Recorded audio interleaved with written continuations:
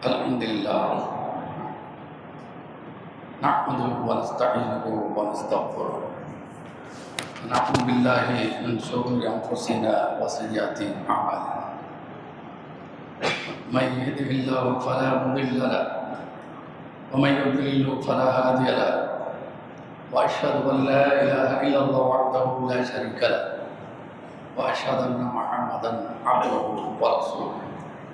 Allahumma salli ala Muhammadin wa ala ali Muhammad kama sallaita ala Ibrahim wa ala ali Ibrahim innaka Hamidum Majid.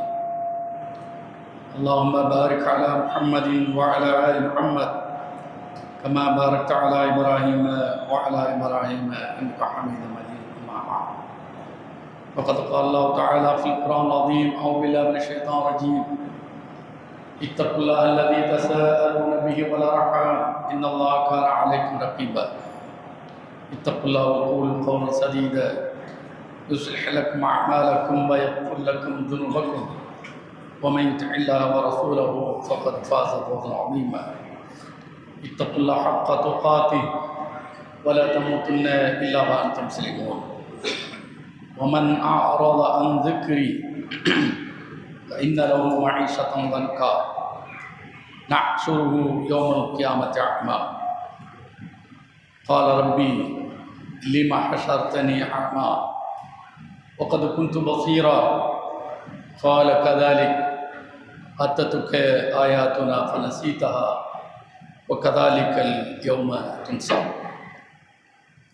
கண்ணியத்துக்குரிய எல்லாம் அல்ல அல்லாஹ்வின் நல்லடியார்களே, அல்லாஹ்வுடைய பேரருளால் அல்லாஹ்வுடைய மார்க்கத்தை அறிந்து கொள்வதற்காக அல்லாஹ்வுடைய ஆலயம் மஸ்ஜித் முபாரக்கில் நாம் அமர்ந்திருக்கிறோம். இந்த வாய்ப்பை வழங்கிய எல்லாம் அல்ல அல்லாஹ்வுக்கு அனைத்து புகழும் உண்டாகும். முஸ்லிம்கள் மறுமை வாழ்க்கை இருக்கிறது என்ற நம்பிக்கைக்கு சொந்தக்காரர்கள். ஏன் அந்த நம்பிக்கை? அது இந்த உலகில் அவனுடைய வாழ்க்கையை செம்மைப்படுத்தும் என்பதற்காக, அவனை ஒழுக்கமுள்ளவனாக சிறந்த சிந்தனையாளனாக இந்த உலகில் அவனை வழிநடத்தும் என்பதற்காக. இந்த நம்பிக்கை இல்லாதவன் அல்லாஹ்வுடைய பார்வையில் அவன் முஸ்லிமாக இல்லை என்பதை நாம் புரிந்து கொள்ள வேண்டும். இந்த நம்பிக்கை தான் ஒவ்வொரு முஸ்லிமையும் பண்படுத்துகிறது, பக்குவப்படுத்துகிறது. இந்த நம்பிக்கை இல்லாதவர்கள் இந்த உலகில் எப்படி வாழ்கிறார்கள் என்பதை அனைவரும் நாம் நன்றாக அறிந்திருக்கின்றோம்.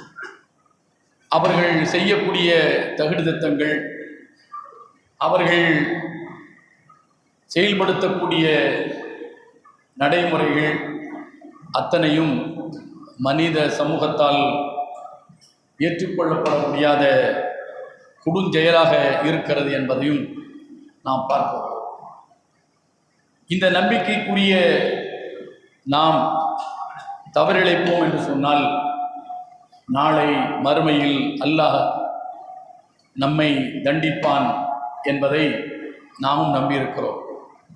மறுமை நம்பிக்கை அற்றவர்கள் யாராக இருந்தாலும் அவர்கள் மறுமையில் கூடிய தண்டனைக்கு உட்படுத்தப்படுவார்கள் என்பதை குர்ஆன் நமக்கு சொல்லி காட்டுகிறது.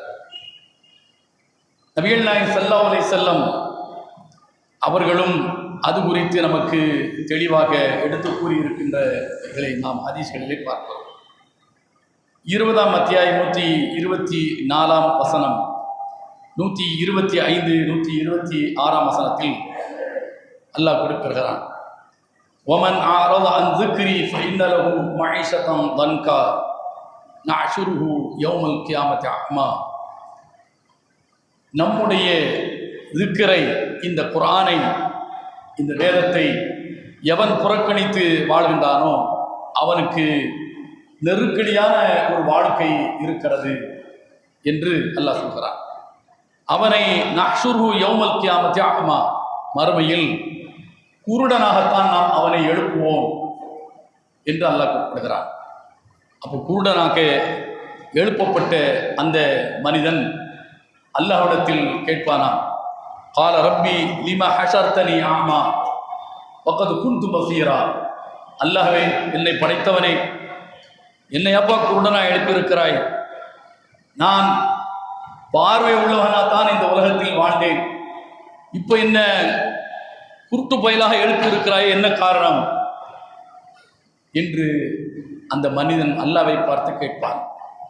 அதற்கு அல்லாஹ் சொல்வான், கால கதாலி, அது அப்படித்தான், அத்தத்துக்கு ஆயாத்துனா ஃபனசீதஹா வ கதாலிக்கல் யௌம துன்சா.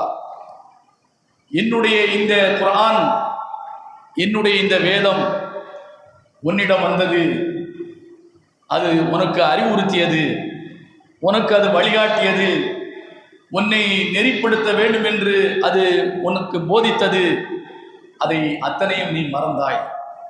ஆதலால் என்னுடைய கூற்றை மறந்த உன்னை நான் ஏன் நினைக்க வேண்டும்? உனக்கு பார்வை இருந்தது என்பது எனக்கு தெரியும். என்னை மறந்ததற்கு பிறகு உன்னையா நான் நினைக்க வேண்டும்? ஆதலால் நீ கூடனாகத்தான் எழுப்பப்பட்டிருக்கிறாய் என்று அல்லாஹ் பதில் சொல்வதாக 20ஆம் அத்தியாயம் 125, 124 126 வசனம் வரை அல்லாஹ் சொல்லி காட்டுகிறார். நபிகள் நாயகம் ஸல்லல்லாஹு அலைஹி வஸல்லம் அவர்கள் சொல்லக்கூடிய ஒரு செய்தி இதற்கு சான்றாக நாம் அபு யஅலா என்கிற ஹதீஸ் நூலில் நாம் பார்க்கிறோம்.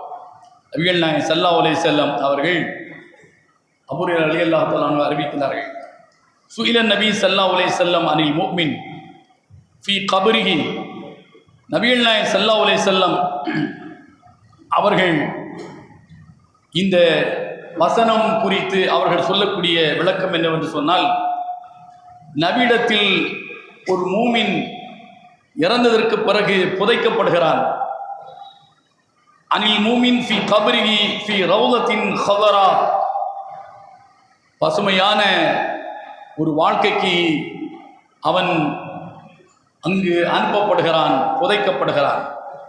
அந்த மனிதனை குறித்து, அந்த மூமினை குறித்து என்ன நினைக்கின்றீர்கள்? அவனுடைய கபர் அவனுக்கு விசாலமாக்கப்படுகிறது. எந்த அளவிற்கு? 70 முழம் அளவுக்கு அவனுக்கு விசாலமாக்கப்படுகிறது. நாம் அவனுக்காக புதைப்பதற்கு குழி தோண்டுகிற போது 2 அடி அகலத்தில் தான் குழி தோண்டுகிறோம். அந்த மூமின் புதைக்கப்பட்டதற்கு பிறகு அல்லாஹ் அவனுடைய கபரை 70 முழமாக விசாலப்படுத்துகிறார் என்று நபிகள் நாயகம் ஸல்லல்லாஹு அலைஹி வஸல்லம் சொல்கிறார்கள். யுனவ்வரு லஹு கப்ருஹு கல் கமரி லைலத்துல் பத்ர். அது மட்டுமல்லாமல் அவனுடைய கபர், அவனுடைய புதைகுழி பௌர்ணமியை போன்று பிரகாசிக்கப்படுகிறது, அதற்கு ஒளியூட்டப்படுகிறது. அப்போ ஒரு நிம்மதியான ஒரு அறையில், விசாலமான ஒரு அறையில் அந்த மூமின் அவன் அங்கு வாழ்ந்து கொண்டிருப்பான் என்று நபிகள் நாயகம் ஸல்லல்லாஹு அலைஹி வஸல்லம் அவர்கள் சொன்னார்கள். சொல்லிவிட்டு சொன்னார்கள், அத்ததுரூன ஃபீம உன்ஸிலத் ஹாதில் ஆயா ஃபஇன்ன லஹு மஈஷத்தன் லன்கா. இந்த முந்திய வசனம், நாம் படித்து காட்டிய இந்த வசனம் எது குறித்து இறக்கப்பட்டது? நெருக்கடியான வாழ்க்கையில் அவன் நிச்சயமாக எழுப்பப்படுவான் என்று அல்லாஹ் சொல்கிறானே, அந்த நெருக்கடியான வாழ்க்கை என்றால் என்ன என்று சஹாபாக்களை பார்த்து நபி அவர்கள் கேட்டார்கள். அத்ததுரூன மல் மஈஷா அல்லன்க். நெருக்கடியான வாழ்க்கை என்றால் உங்களுக்கு தெரியுமா என்று சஹாபாக்களை பார்த்து கேட்டார்கள். சஹாபாக்கள் சொன்னார்கள், அல்லாஹு வ ரசூலுஹு ஆலம். அல்லாஹ்வுக்கும் அவன் தூதருக்கும் தான் தெரியும். மறைவானவற்றை குறித்த அறிவு ஞானம் எங்களுக்கு தெரியாது, கிடையாது. நீங்கள் சொன்ன நாங்கள் கேட்டுக்கிடுவோம் என்று சஹாபாக்கள் சொன்னார்கள். நபிகள் நாயகம் சொன்னாங்க, கால அதாபுல் காஃபிர் ஃபி கப்ரிஹி.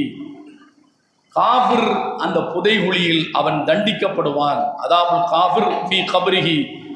காஃபிர் அந்த புதைகுழியில் அவன் தண்டிக்கப்படுவான். எப்படி தண்டிக்கப்படுவான்?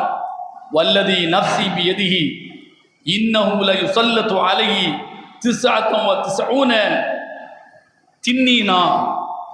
அந்த காஃபிருக்கு 99 திண்ணீங்கள் சாட்டப்படும் என்று சொன்னார்கள். 99 திண்ணீங்கள் சாட்டப்படும். அத்ததூன மத்தின்னீன், நபி அவர்கள் திண்ணீங்கள் சாட்டப்படும் என்று சொன்னார்கள். திண்ணீன்னா என்ன என்று அவர்கள் வேந்த முடிச்சாங்க சஹாபாக்கள். அத்ததூன மத்தின்னீன், திண்ணீன்னா என்னன்னு தெரியுமா என்று சஹாபாக்களை பார்த்து நபி அவர்கள் கேட்டார்கள். அப்போது சஹாபாக்கள் சொன்னார்கள், திண்ணீன்னா எங்களுக்கு என்னன்னு தெரியாது.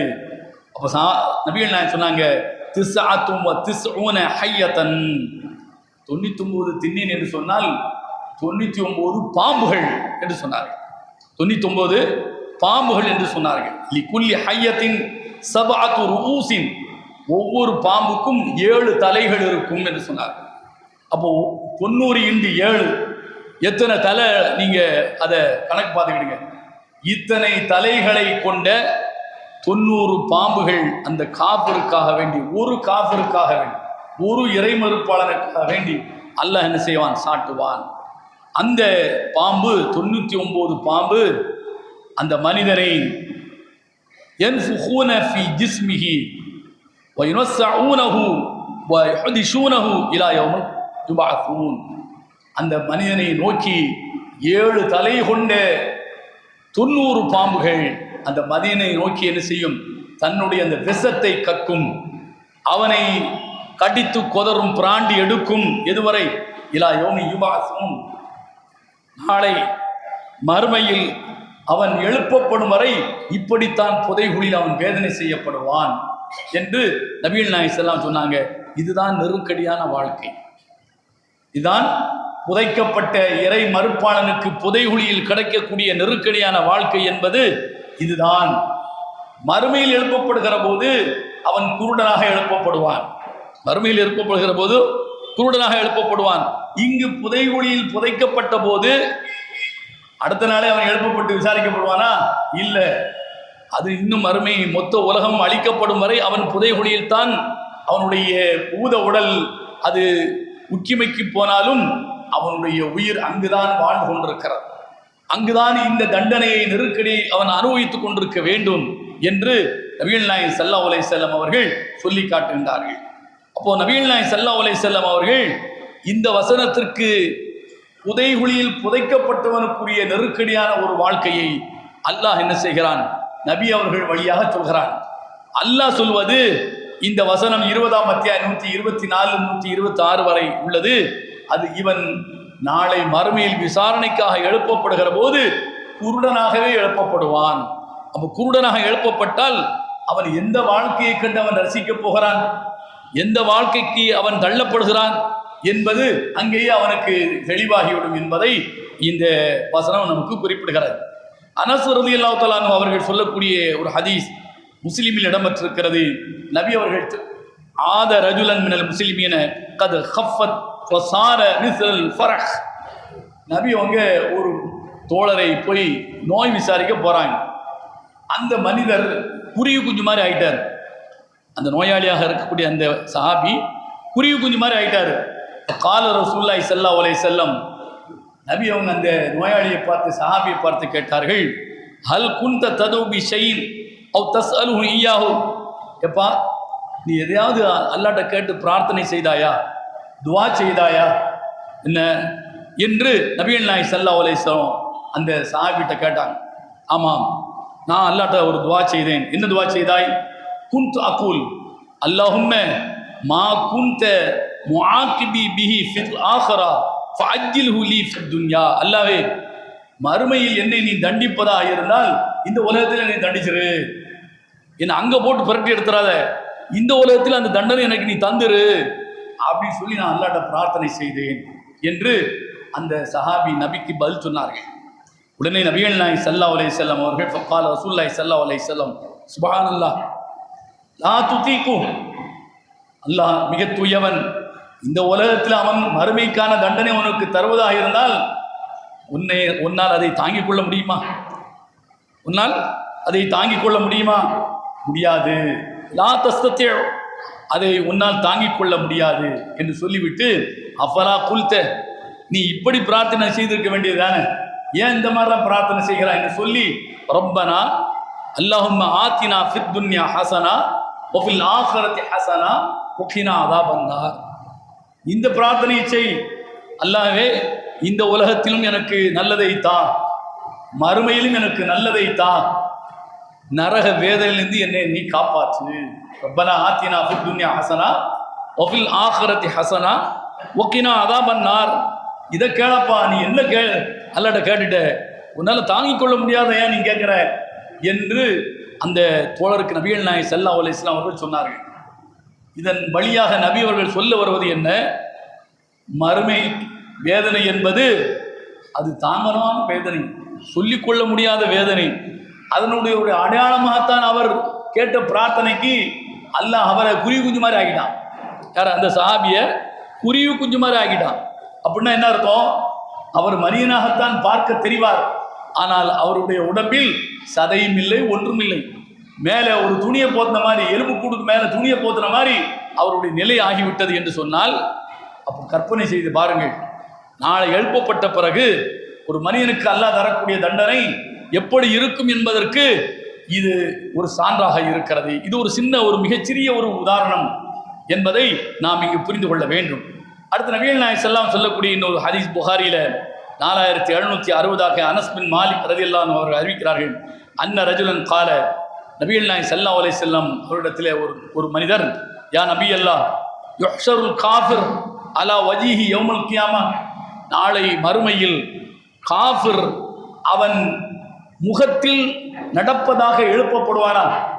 அது தலைகீழாக நடக்கிறது, தலைகீழாக நடக்கிறது. இப்போ நம்ம காலில் நடந்துக்கிட்டு இருக்கிறோம், நாளை மறுமையில் அவன் எதில் நடப்பான்?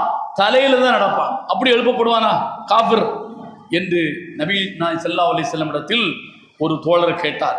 அப்போ நபிகள் நாயகம் சொன்னாங்க, அலைஸல்லதி அம்சாஹு அலர் ரஜுலைன் அலைஸல்லதி அம்சாஹு அலர் ரிஜலைன் ஃபித் துன்யா காதிரன் அலா அன் யம்ஷிஹு அலா வஜீஹி யௌமுல் கியாமா. எப்பா, இந்த உலகத்தில் அல்லாஹ்வால் படைக்கப்பட்ட இந்த மனிதன் இப்போ எதில் நடந்துகிட்டு இருக்கான்? காலில் நடந்துகிட்டு இருக்கான். காலில் நடக்க வைத்தது யார்? அல்லாஹ் தானே. அப்போ அந்த அல்லாஹ் நாளை மறுமையில் இந்த மனிதனை தலையில் நடக்க வைக்க மாட்டானா? தலையில் நடக்க வைப்பான். எந்த மனிதனை? அல்லாஹ்வை மறுத்தவனை, அல்லாஹ்வுடைய அறிவுரைகளை ஏற்காதவனை, இறை தூதரின் வழிகாட்டுதலை புறக்கணித்தவனை நாளை அல்லாஹ் எழுப்பி அவனை நடக்க வைக்கிற போது தலையில் தான் நடந்து போவான். தலைதான் அவனுக்கு காலாக இருக்கும். இது அல்லாஹ்வுக்கு மிக எளிதான ஒன்று. அல்லாஹ் தாராளமாக என்ன செய்வான்? அப்படித்தான் அவனை எழுப்பி நடக்க வைப்பான் என்று நபிகள் நாயகம் ஸல்லல்லாஹு அலைஹி வஸல்லம் அவர்கள் சொன்னார்கள். இப்போ பாருங்கள், இந்த அளவுக்கு அந்த மறுமையினுடைய வேதனை, கொடுமை, தண்டனை அல்லாஹ்வை மறுக்கிறவனுக்கு இருக்கிறது என்பதற்கு சின்ன சின்ன விஷயங்களை நபி அவர்கள் நமக்கு சொல்லி காட்டுகிறார்கள். அபூ சயீத் குத்ரி ரலியல்லாஹு அன்ஹு அவர்கள் சொல்லக்கூடிய ஒரு செய்தி புகாரில் 3885 இடம்பெற்றிருக்கிறது. நபிகள் நாயகம் ஸல்லல்லாஹு அலைஹி வஸல்லம் ذُكِرَ عِندَهُ அம்மு, அல்லாஹ்வுடைய தூதரிடத்தில், அல்லாஹ்வின் தூதரே, உங்கள் பெரிய தந்தை அபூ தாலிப் அவருடைய நிலைமை என்ன? ஏன்னா அவர் இஸ்லாத்தை ஏற்கல. கடைசி நேரத்தில் கூட அவர் இல்லைப்பா முகமது, நீ சொல்றது சரிதான், ஆனால் அதை எனக்கு ஏற்கிறதுக்கான மனநிலை இல்லை. ஏன்? என்னை சுற்றி இருக்கிறவங்க ஃபுல்லாக எல்லாம் லால் கிளபுக்தாஸாக இருக்கிறான், அவங்களோடய நான் இருந்துட்டேன். அதனால் அவங்களுடைய விருப்பத்துக்கு மாற்றமாக நீ சொல்றதை நான் ஏற்றோம்னா என்ன காலத்துக்கும் என்ன பழிப்பாங்க. மாரியா முகமது சொன்னான்னு சொல்லி போய் இந்த அபூ தாலிப் இந்த மாதிரி முஸ்லீம் ஆகிட்டாரு, மதம் மாறிட்டாரு என்று என்னை தூற்றுவார்கள். அதனால் நான் முஸ்லீம் ஆகலை அப்படின்னு சொல்லி கடைசியில் அவர் முஸ்லீமாக இல்லாமல் காஃபராக செத்து போனார். அவர் குறித்து நபிகள் நாயகம் ஸல்லல்லாஹு அலைஹி வஸல்லம் இடத்தில் கேட்கப்படுகிறது. காஃபர்களுக்கு என்னென்ன தண்டனை சொல்றாங்க. அப்படி சொல்லும்போது இப்போ இவரும் காஃபர் தானே. யாரு? அபூ தாலிப் நபியை தூக்கி வளர்த்தவர், நபிக்கு தோளோடு தோள் நின்றவர், இஸ்லாம் வளர்வதற்கு அவர்தான் என்ன துணையாக இருந்தவர். அந்த அபூ தாலிப் அவரும் காஃபர் தானே. அவருடைய மறுமை நிலை என்ன என்று நபிகள் நாயகம் ஸல்லல்லாஹு அலைஹி வஸல்லம் அவரிடத்தில் கேட்கிற போது நபி அவர்கள் சொன்னார்கள், லஅல்லஹு தன்ஃபஉஹு ஷஃபாஅத்தி யௌமல் கியாமா. நான் அல்லாஹ்விடத்தில் போய் அவருக்காக என்ன செய்வேன்? கொஞ்சம் பரிந்து பேசுவேன், கொஞ்சம் பரிந்து பேசுவேன். எல்லாம் எனக்கு இந்த மாதிரிலாம் பண்ணாரு, அவர் இல்லைன்னா நான் இந்த இஸ்லாத்தை இந்த மக்களுக்கு நான் சொல்லியிருக்க முடியாது. அது எனக்கு ஒரு கேடயமாக இருந்துச்சு. அவருடைய பாதுகாப்பும் அரவணைப்பும் இஸ்லாமை சொல்வதற்கும் எதிரிடமிருந்து என்னை காப்பதற்கும் ஒரு கேடயமாக இருந்தது. அதனால கொஞ்சம் அவரை பார்த்து கொஞ்சம் ஏதாவது அவரை கொஞ்சம் தண்டனையை குறைச்சு கொஞ்சம் பண்ணிக்க என்று நான் அல்லாஹ்விடத்தில் பரிந்துரைப்பேன். அது பலன் தரும், அது பலன் தரும் என்று சொல்கிறார்கள். நபி அவங்க உலகத்தில் இருக்கும்போது சொல்றாங்க, தருமா தராதாங்கிற அங்க போனதுக்கு அப்புறம் தான் தெரியும். ஆனா என்ன, அல்லஹு தன்ஃபஹு ஷஃபாஅத்தி யௌமல் கியாமா, என்னுடைய அந்த பரிந்துரை அவர்களுக்கு பலன் தரலாம் அப்படி சொல்லிட்டு சொல்றாங்க. ஃபயுஜஅலு அலா ஃபயுஜஅலு ஃபீ லஹ்லாஹின் மினன் நார் யப்லுகு கஅபை யுக்லா மின்ஹு திமா. நபி அவங்க சொல்றாங்க, அந்த மனிதனுக்கு நெருப்பு, அந்த மனிதன் தூக்கி போடப்படுவார். யார்? அபு தாலிப் நெருப்பில் தூக்கி போடப்படுவார். அந்த நெருப்பில் தூக்கி போடப்படுகிற போது அவருக்கு அல்லாஹ் நெருப்பு என்ன செய்வான், இந்த குதிங்கால் இருக்கா இல்லையா, குதிங்கால் வரைக்கும் அந்த நெருப்பு என்ன செய்வான், அல்லாஹ் என்ன செய்வான், அவருக்கு தண்டனையாக கொடுப்பான். மொத்த உடலும் நெருப்பு சாப்பிடாது, குதிங்கால் வரைக்கும் நெருப்பு என்ன செய்யும், அவரை அப்படியே என்ன செய்யும், சுட்டு பொசுக்கி கொண்டிருக்கும். அப்படி பொசுக்கக்கூடிய அந்த நெருப்பு எது, குதிங்கால் வரை உள்ள அந்த நெருப்பு அவருடைய மூளையை கொதிக்க வைக்கும் என்று சொல்கிறார். கீழே காலில் கொதித்து கொண்டிருக்கக்கூடிய அந்த நெருப்பு மூளையில மண்டை ஓட்டுக்குள்ளே இருக்கக்கூடிய மூளையை அப்படி வேக வைக்கும், கொதிக்க வைக்கும் என்று நபீனா. இது என்னுடைய பரிந்துரையால் தான் இது, இல்லாட்டா அல்லாஹ் மொத்தத்துக்கு தூக்கி போட்டு அவர் என்ன செய்வான், புரட்டி எடுத்துருவான் என்று சொல்கிறார்கள். அப்போ இறை தூதருடைய பரிந்துரை கிடைத்தும் கூட அபு தாலிப் என்கிற இந்த காபிருக்கு, இறை மறுப்பாளருக்கு அல்லாஹ் தரக்கூடிய அந்த மிகச்சிறிய தண்டனை இருக்குதே, அந்த தண்டனையை எண்ணி பார்க்க முடியாத, நினைத்து பார்க்க முடியாத தண்டனை என்பதை இந்த செய்தி நமக்கு என்ன உணர்த்துகிறது. நபிகள் நாயகம் ஸல்லல்லாஹு அலைஹி வஸல்லம் அவர்கள் இன்னொரு செய்தி குறிப்பிடுகின்றார்கள். இது புகாரில் 6551 இருக்கிறது. அபூ ஹுரைரா ரலியல்லாஹு அன்ஹு அறிவிக்கிறார்கள், மா பைன மன்கிபையில் காஃபிர் மஸீரத்து ஸலாஸத்தி அய்யாம் லிராகிபில் முஸ்ரி. ஒரு காஃபிருடைய அந்த தோள் புஜம் இருக்குதே, ஒரு சாதாரண ஒரு மனிதன் 3 நாள் நடந்து சென்றால் எவ்வளவு தொலைவு நடந்து செல்வானோ அவ்வளவு நீளத்துக்கு இருக்குமா, அவ்வளவு நீளத்துக்கு இருக்குமா என்று நபிகள் நாயகம் ஸல்லல்லாஹு அலைஹி வஸல்லம் சொல்றாங்க. அடுத்து இன்னொரு செய்தி அபூ ஹுரைரா அறிவிக்கிறார்கள், முஸ்லிம்ல இருக்கிற 5479 இருக்கிறது. லிர்சுல் காஃபிர் அவ் நாபுல் காஃபிர் மிஸ்லு உஹதின். இந்த காஃபிருடைய பல்லு இருக்குது, கடவாய் பல்லு. உஹது மலை, மதீனாவிற்கு போனவர்களுக்கு தெரியும், உஹது மலையை பார்த்திருப்பீர்கள், உஹது மலையில் ஏறி இருப்பீர்கள். அந்த உஹது மலை அளவுக்கு அவனுடைய கடவாய்ப்பல் இருக்கும். காவருடைய கடவாய்ப்பல், கடவாய்ப்பல் 1-2 ஒரு மனிதனுக்கு கடவாய்ப்பல் எத்தனை இருக்கிறது, அது அல்லாம மற்ற பற்கள் எத்தனை இருக்கிறது. அப்போ ஒவ்வொரு பல்லுமே ஒரு உஹது மலை அளவுக்கு பிரம்மாண்டமாக இருக்கும் என்று சொன்னால், அந்த மனிதன், அந்த காஃபரை நீங்கள் அப்படியே எண்ணி பாருங்கள், வர்ணனை செய்து பாருங்கள், அப்படியே மனக்கண்ணில் எண்ணி பாருங்கள், அதற்கு ஒரு இமேஜை கொடுத்து பாருங்க. அப்ப எவ்வளவு பயங்கரமான ஒரு மனிதனாக காஃபிர் நாளை மறுமையில் இருப்பான் என்பதற்கு ஒரு சித்திரமாக நபி அவங்க நான் சொல்லி காட்டி சொல்றாங்க. பல்லு உஹது மலை அளவுக்கு பெரிதாக இருக்கும். அந்த காஃபிருடைய தோல் இருக்குதே, இப்ப மனித தோல் என்ன, லேசா ஊசி இப்படி டச் பண்ணாலே என்ன ரத்தம் புசுக்குன்னு வந்துடும். ஏனே உயிரினங்களுக்கு இருப்பதை போன்ற தோல் மனிதனுக்கு தடிமனான தோல் கிடையாது. ஆனால் நாளை மறுமையில் காஃபிருடைய தோல் இருக்குதே, 3 நாள் நடந்து போனால் எவ்வளவு தொலை போவானோ அவ்வளவு தொலை தடிமனானதாக அவனுடைய தோல் இருக்கும் என்று நபிகள் நாயகம் ஸல்லல்லாஹு அலைஹி வஸல்லம் சொல்லி காட்டுறாங்க. இதற்காக இப்படிப்பட்ட பிரம்மாண்டமாக இருக்கக்கூடிய, பார்க்க சகிக்காத தோற்றத்தில் இருக்கக்கூடிய இந்த காஃபிர் தான் நரகத்தில் போடப்பட்டு அவன் கொளுத்தப்படுவான், கரிக்கப்படுவான், எரிக்கப்படுவான். இவ்வளவு பெரிய தண்டனை அவனுக்கு வழங்கப்படும். போட்ட அடுத்த நிமிஷம் என்ன, பஸ்வமாகி விடுவான். மீண்டும் இதே மாதிரி 3 நாள் பயண தொலைவுக்கான தோல் தடிமனை கொண்ட, உஹது மலை அளவுக்கான பற்களுடைய பருமனை கொண்ட காஃபிராக அவன் நரகத்தில் போடப்படுவான், வேதனை செய்யப்படுவான் என்று நபிகள் நாயகம் ஸல்லல்லாஹு அலைஹி வஸல்லம் சொல்லி காட்டுறாங்க. அப்போ ஒரு மனிதன் இறை மறுப்பாளனாக, இறைவனை ஏற்காதவனாக இருந்தால் அவனுக்கு தண்டனை எவ்வளவு பிரம்மாண்டமானதாக இருக்கும், எண்ணி பார்க்கப்பட முடியாதாக இருக்கும் என்பதை அல்லாஹ் சுப்ஹானஹு வ தஆலா இந்த செய்திகளின் வழியாக, நபி அவர்கள் செய்தியின் வழியாக சொல்லி காட்டுகிறார். அந்த மனிதன் என்ன நினைக்கிறான், இந்த உலகத்தில் தனக்கு பலம் இருந்தால், பணம் இருந்தால் எதையும் சாதிக்கலாம் என்று நினைக்கிறான், எதையும் சாதிக்கலாம் என்று நினைக்கிறான். இறைவனை மறந்து விடுகிறான். தன்னை விட உயர்ந்தவன், சர்வ வல்லமை மிக்கவன் ஒருவர் இருக்கிறான் என்பதை மறந்து விடுகிறான். இறப்பு இருக்கிறது, பின்னர் ஒரு வாழ்க்கை இருக்கிறது என்பதை மறந்து விடுகிறான். இப்படிப்பட்ட மனிதனுக்குத்தான் இந்த அறிவுரை நீ எப்படி இருந்தாலும் என்ன பலத்தோடு இருந்தாலும் நாளை உனக்கு என்ன இது இருக்கிறது. எது இருக்கிறது? யஹ்சபு அன்ன மாலஹு அஹ்லதஹு கல்லால இம்பதன்ன ஃபில் ஹுதமா வமா அதராக மல் ஹுதமா நாருல்லா அல் மூகதா அல்லதி தத்தலு அல் அஃபிதா இன்னஹா அலை மூசதா ஃபி அமதில் முமத்ததா. மனிதன் நினைக்கிறான் இந்த பணம் இந்த பலம் தன்னை என்றைக்கும் நிலைத்திருக்க செய்யும் என்று நினைக்கிறான். ஆனால் இறைவனை மறந்தவனாக இருந்தால், மறுமையை நினைக்காதவனாக இருந்தால் அவன் ஹுதமாவில் எரியப்படுவான். ஹுதமா மா அதராக மல் ஹுதமா. ஹுத்தமா என்றால் என்ன? ஹுத்தமா என்பது நாருல்லா, அல்லாஹ்வுடைய நெருப்பு. அல் மூக்கதா, மூட்டப்பட்டிருக்கிற நெருப்பு. சும்மா லேசா பற்ற வைக்கப்பட்டிருக்கிற நெருப்பு அல்ல, மூட்டப்பட்டிருக்கிற நெருப்பு. அல் மூக்கதா அல்லதி தத்தலி அலல் அஃபிதா.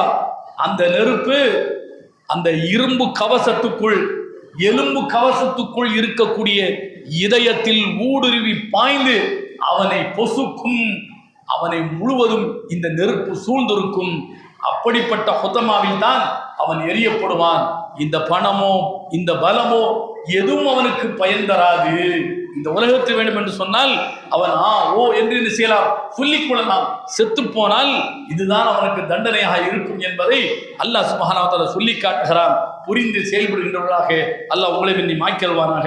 வாஹிர் தஅவானா அல்ஹம்துலில்லாஹி ரப்பில் ஆலமீன்.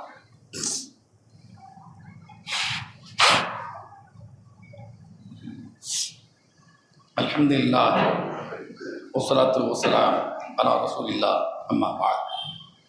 இத்தகுல்லாஹ் ஹக்க துகாத்தி வலா தமுத்துன்ன இல்லா வ அன்தும் முஸ்லிமூன். கண்ணியத்துக்குரிய சகோதரர்களே, தாய்மார்களே, இந்திய நாடு எந்த திசையை நோக்கி போய்கொண்டிருக்கிறது என்பதை நாம் எண்ணி பார்க்க கடமைப்பட்டிருக்கிறோம். எச்சரிக்கையோடு இருக்க கடமைப்பட்டிருக்கிறோம்.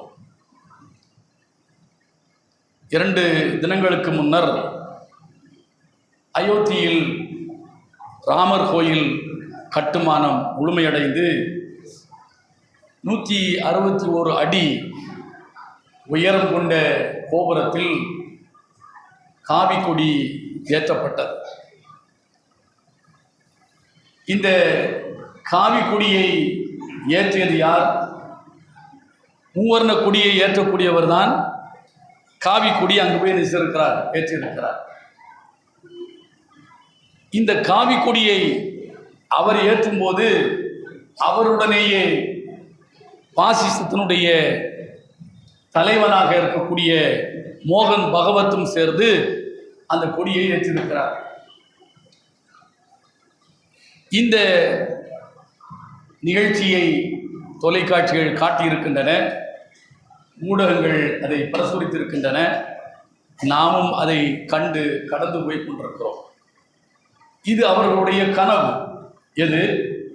இந்தியாவில் ராம ராஜ்யத்தை நிறுவ வேண்டும் என்பது அவர்களுடைய 100 ஆண்டு கனவு. அந்த 100 ஆண்டு கனவை இன்றைக்கு கொடியேற்றி அதை துவக்கி வைத்திருக்கின்றார்கள்.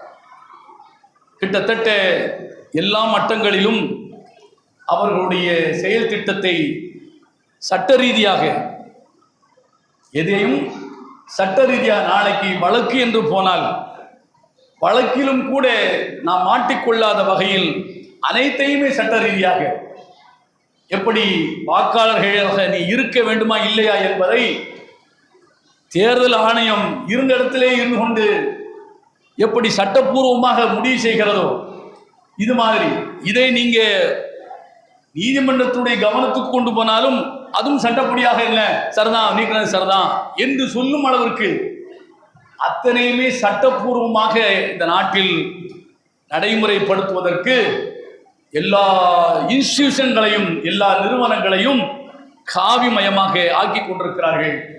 அதனுடைய முத்தாய்ப்பாக முடிவாகத்தான் இப்போது ராமராஜ்யத்திற்கான காவி கொடி ஏற்றப்பட்டிருக்கிறார். ஏற்றியதற்கு பிறகு மோகன் பகவத் அவர் சொல்கிறார், என்ன சொல்கிறார்? ராமராஜ்யத்தின் கொடி பறக்கிறது.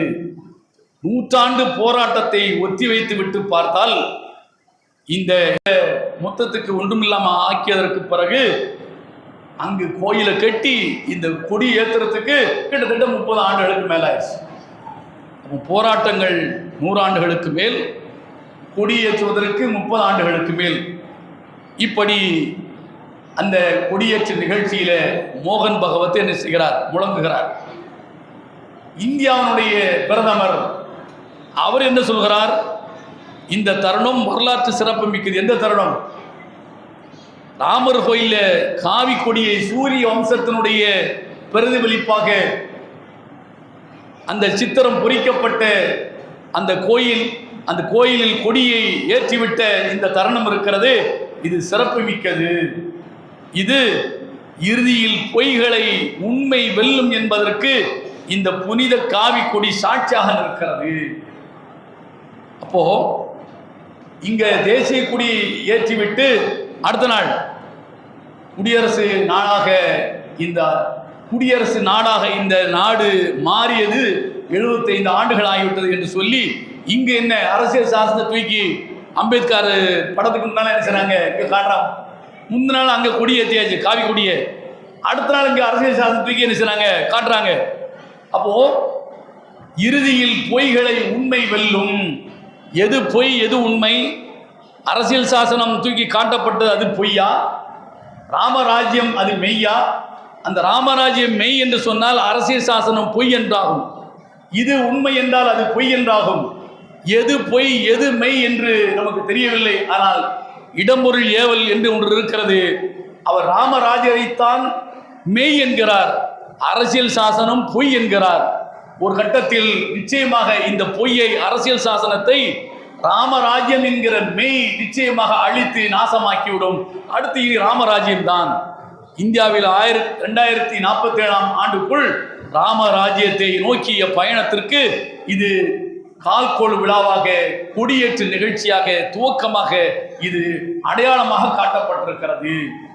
இந்த நாடு உருவாகிற போது இந்த நாட்டில் எல்லா சிந்தனையாளர்களும் ராமரை கடவுளாக ஏற்றுக்கொண்டவனும், கிருஷ்ணரை கடவுளாக ஏற்றுக்கொண்டவனும், குப்புசாமியை, மாடசாமியை, மூக்காண்டிய மாரியாத்தாவை கடவுளாக ஏற்றுக்கொண்டவனும், புத்தரை ஏற்றுக்கொண்டவனும், மகாவீரை ஏற்றுக்கொண்டவனும், குருநானக்கை ஏற்றுக்கொண்டவனும், ஈசாவை இஸ்லாமை ஏற்றுக்கொண்டவனும், அடுத்து அம்பேத்கரியத்தை ஏற்றுக்கொண்டவன், பெரியாரியத்தை ஏற்றுக்கொண்டவன், இங்கல்சால் என்கிற மார்க்சியத்தை ஏற்றுக்கொண்டவன், பல்வேறு சிந்தனையாளர்கள் இந்த நாட்டில் இருக்கிறார்கள். இந்த பார்ப்பனியத்தை மட்டும் கழித்து பார்த்தால் பெருவாரியான மக்கள் இந்த சிந்தனைக்கு உட்பட்டவர்கள் தான். ராமர் தான் கடவுள் என்கிற மாற்று சிந்தனைக்கு உட்பட்டவர்கள் தான். ராமர் கடவுள் இல்லை என்ற மாற்று சிந்தனைக்கு உட்பட்டவர்கள். அப்ப பெருவாரியான மக்கள் இப்படி இருக்கவே மிகச்சிறுபான்மையாக இருக்கக்கூடிய ஆதிக்க சக்திகள் தங்களுடைய எண்ணத்தை அவர்கள் எண்ணத்திற்கு செயல்விடவும் கொடுக்கின்றார்கள். அதை நோக்கி இந்த நாடு போய் கொண்டிருக்கிறது. முழுக்க பாசிசம் இந்த நாட்டை கவ்விக்கொள்ளும் என்கிற ஒரு கருமேகம் சூழ்ந்து கொண்டிருக்கிறது. நாம் எச்சரிக்கையாக இருக்க வேண்டும் என்பதை கூறி நிறைவு செய்கிறேன். வாகரதான் அல்ஹம்துலில்லாஹி ரப்பில் ஆலமீன்.